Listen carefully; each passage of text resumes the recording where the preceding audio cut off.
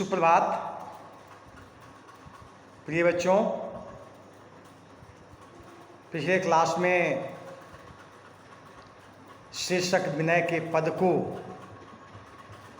नियमित किया गया था। आज पुनः पाठ को नियमित करते हुए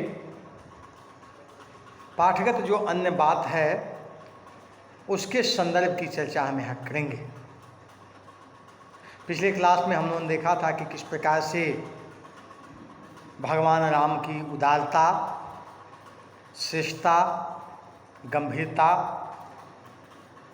और उनके विशिष्ट जो रूप हैं उनको हम लोगों ने रेखांकित किया था, उसको समझने का प्रयास किया था। उसके आधार पर चलने के लिए हम अपने आप को प्रेरित किए थे। इन सारी बातों को पिछले क्लास में हम लोगों ने देखा था, किया था। स्वाभाविक रूप से आज पुनः हम इसके साथ साथ अन्य जो बातें हैं उनके संदर्भ की चर्चा यहाँ करेंगे। नीचे की जो पंक्ति है, जाके प्रिय न राम वैदेही तजिए ताही कोटि वैरी सम यद्यपि परम स्नेही। तज्यो पिता प्रहलाद विभीषण बंधु भरत महतारी बलि गुरु तज्यो कंत ब्रज बनतनि भय मुद मंगलकारी। नाते नेह राम के मानियत सुहृद सुसेव्य जहालों अंजन कहाँ आँख जही फूटे बहु तक कहों कहालों।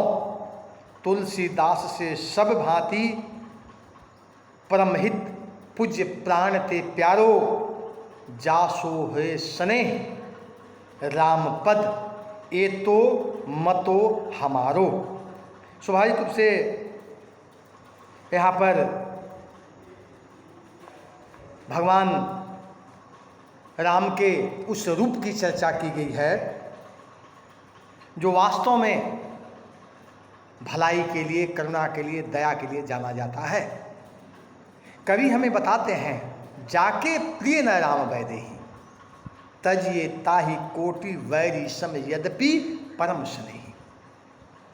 जो व्यक्ति आपका सबसे परम है, निकट सगे संबंधी है, माता हो, पिता हो, भाई हो, बंधु हो, सखा हो, मित्र हो, जो भी हो, अगर वे आपके आराध्य इष्ट की प्रति समर्पण के भाव से नहीं चाहते तो ऐसे सगे संबंधियों का परित्याग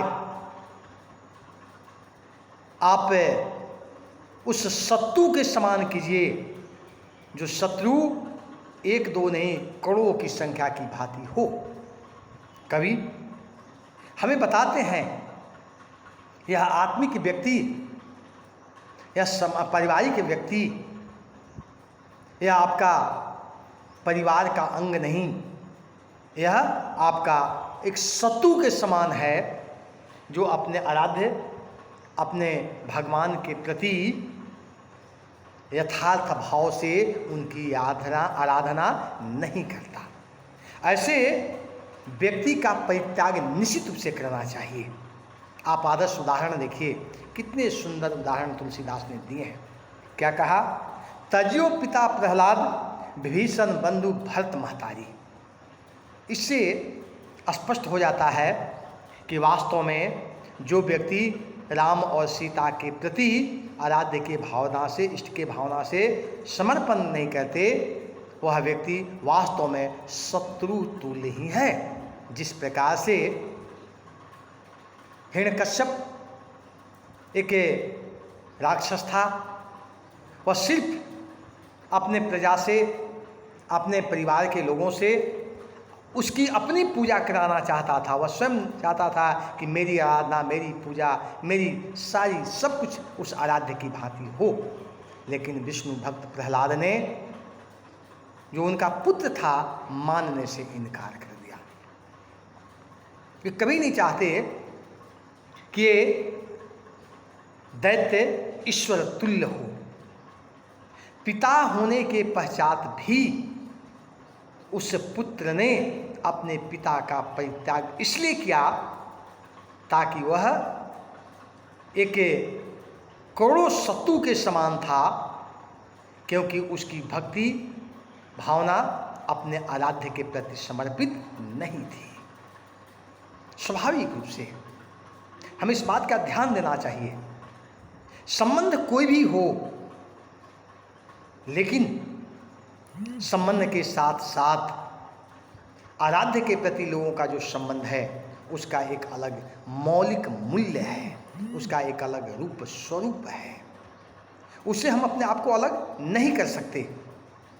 इसलिए कवि ने जाके प्रिय न राम वैदेही तजिए ताहि कोटि वैरी सम यद्यपि परम स्नेही। वह आपका बहुत बहुत नज़दीकी संबंध है उसके साथ, लेकिन उस व्यक्ति का परित्याग करोड़ों शत्रु के समान होना चाहिए जो अपने आराध्य के प्रति समर्पण के भाव से नहीं। और समर्पण किस प्रकार का?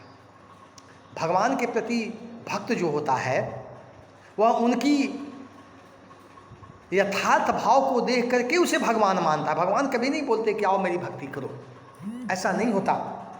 और इस प्रकार से उस प्रहलाद ने अपने पिता का परित्याग कर। अब देखिए पिता और पुत्र का कितना नज़दीकी संबंध होता है। एक बात याद रखो, इस संसार में अकेले आए हो अकेले ही जाओगे।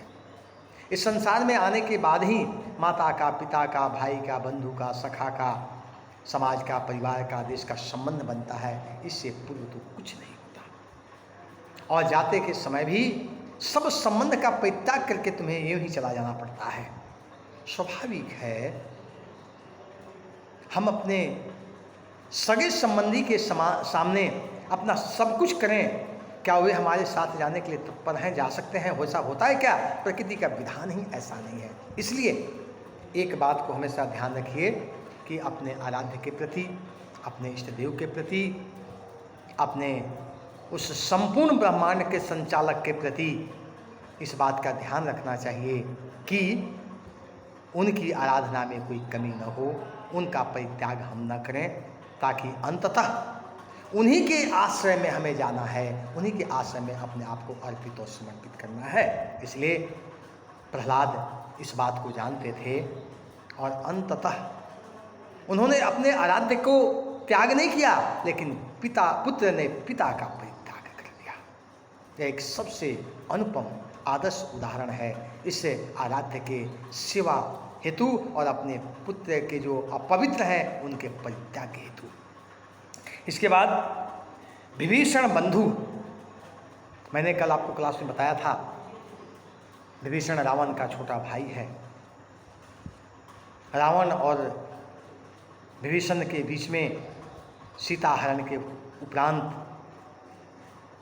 भेद बढ़ता चला गया।